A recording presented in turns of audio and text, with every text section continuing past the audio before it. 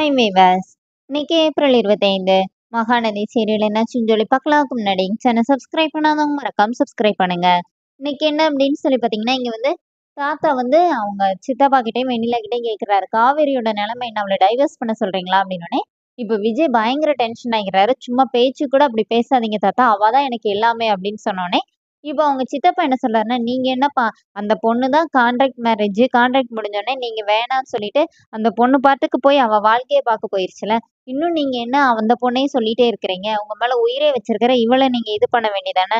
அப்படிங்கிற மாரி அவங்க சித்தப்பா சொன்னோனே, விஜய் அப்படியே பார்த்துட்டே நிக்கிறாரு. இல்ல இந்த மாரி நீங்க சொல்றீங்கல்ல, என் பொண்டாட்டி என் பொண்டாட்டின்னு. அதே மாரி அந்த பொண்ண சபையில வந்து இவர் தான் என் புருஷன்னு சொல்ல சொல்லுங்க. சொல்லாதல்ல அப்படின்னோனே, இப்ப விஜய் பாவம் அமைதியா நிக்கிறாரு. இப்ப அவர் என்ன சொல்றாருன்னா, கான்ட்ராக்ட் மேரேஜ் தானே பண்ணுனீங்க. அதான் அந்த பொண்ணு முடிஞ்சோனே போயிருச்சுல்ல அப்படின்னோனே, இப்ப விஜய் வந்து ரொம்ப கோவத்துல என்ன பண்ணனே தெரியாம இருக்கிறாரு. அப்ப அவங்க சித்தப்பாவும், வெண்ணிலாவும் என்ன சொல்றாங்கன்னா, "எங்களுக்கு வேற வழியே இல்ல. நீங்க எங்கள வீட்ட விட்டு வெளியில சொன்னீங்கன்னா, நாங்க இந்த வீட்டுக்கு முன்னாடியே தற்கொலை பண்ணிக்குவோம்" அப்படின்னு சொல்றாங்க. இப்போ விஜய் அப்படியே பார்த்துட்டே இருக்கும்போது, இவங்க சித்தப்பா வந்து ராகினிய பார்க்குறாரு. ராகினி சிரிக்கிறாங்க. அப்புறமா கண்ண மூடி இப்படி சொல்றாங்க, "நாங்க இருக்கோம்" அப்படிங்கிற மாரி ஆக்ஷன்லயே காட்டுறாங்க. அத விஜய் பார்த்துடுறாரு. அடுத்து அவங்க சித்தப்பா பார்க்கும்போது அவர் தலையாட்டுறாரு. அதையும் விஜய் பார்த்துடுறாரு. அப்புறமா விஜய் வந்து அப்படியே அவங்க சித்தப்பா ரூம்ல கூட்டிட்டு போயி அவங்க சித்தப்பா கேட்குறாரு, "எதுக்குப்பா ரூம் கூட்டிட்டு வந்தீங்க?" அப்படின்னோனே, "இல்ல உங்ககிட்ட பேசணும்ல, அதனால தான். பேசி ஒரு முடிவு எடுக்கணும்ல" அப்படின்னோனே, "திண்டுக்கல்ல இருந்து சென்னை வர வரைக்கும் நீங்க நல்லவரா தான் இருந்தீங்க. நம்ம 2 பேரும் நல்லா தான் இருந்தோம்.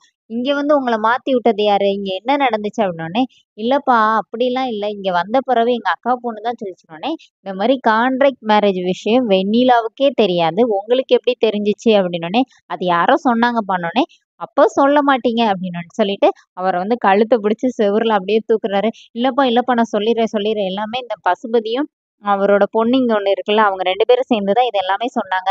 அதுவும் இல்லாம அந்த பொண்ணு உங்கள விட்டு விலகி போயிருச்சுல்ல, திருப்பி எங்க அக்கா பொண்ணுக்கு வந்து பைத்தியம் பிடிச்சிரும்னு சொன்னாங்க. அப்புறமா நான் அவள கூட்டிட்டு போய் என்னப்பா பண்றது? உங்க பக்கம் நியாயம் இருக்குன்னு எனக்கு புரியுது" அப்படின்னு சொல்லிட்டு எல்லாம் சொன்னோனே, இப்ப விஜய் கீழ இறக்கி விடுறாரு.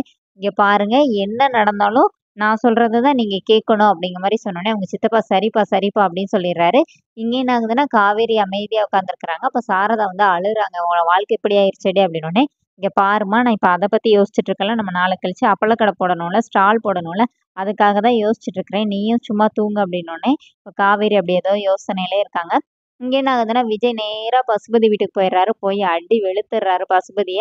அப்புறமா சொல்றாரு, "இங்க பாரு, தேவையில்லாம என் வாழ்க்கையில நுழைஞ்சு நீயும் உன் பொண்ணும் எதனாச்சும் பண்ணணும்னு நெனச்சீங்க.